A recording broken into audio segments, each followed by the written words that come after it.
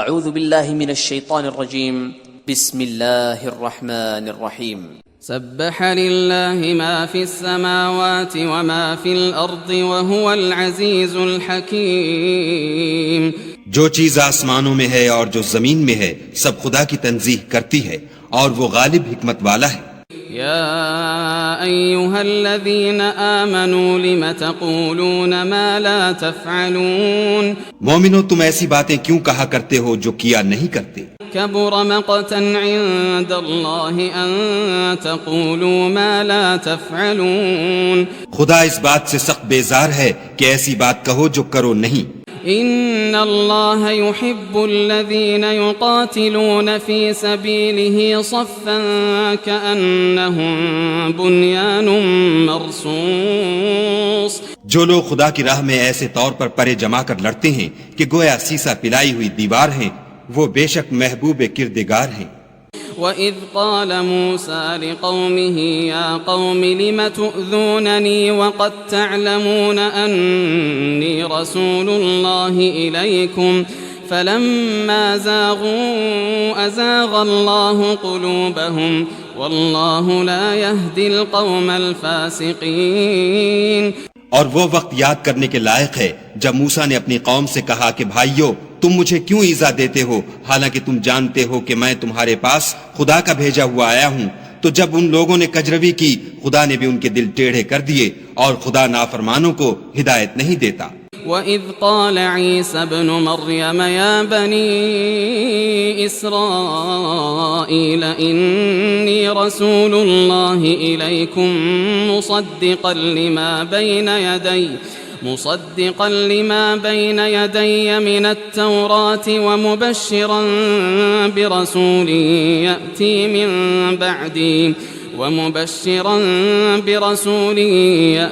من بعد اسمه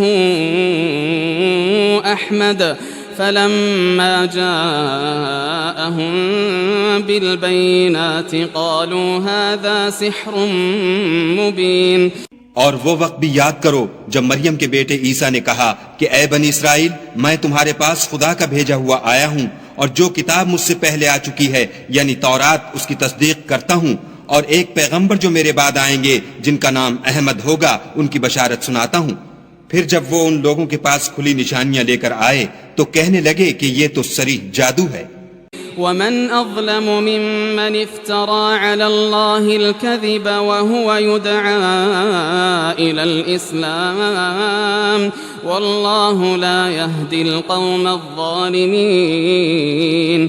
اور اس سے ظالم کون کہ بلایا تو جائے اسلام کی طرف اور وہ خدا پر جھوٹ بہتان باندھے اور خدا ظالم لوگوں کو ہدایت نہیں دیا کرتا. يريدون ليطفئوا نور الله بأفواههم والله متم نوره ولو كره الكافرون. یہ چاہتے ہیں کہ خدا کے چراغ کی روشنی کو منہ سے پھونک مار کر بجھا دیں حالانکہ خدا اپنی روشنی کو پورا کر کے رہے گا خواہ کافر ناخوش ہی ہوں. هو الذي أرسل رسوله بالهدى ودين الحق ليظهره على الدين كله ولو كره المشركون.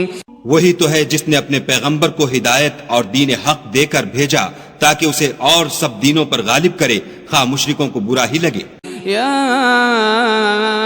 ایھا الذین آمنوا هل أدلكم على تجارة تنجيكم من عذاب أليم. مومنو میں تم کو ایسی تجارت بتاؤں جو تمہیں عذاب علیم سے مخلصی دے.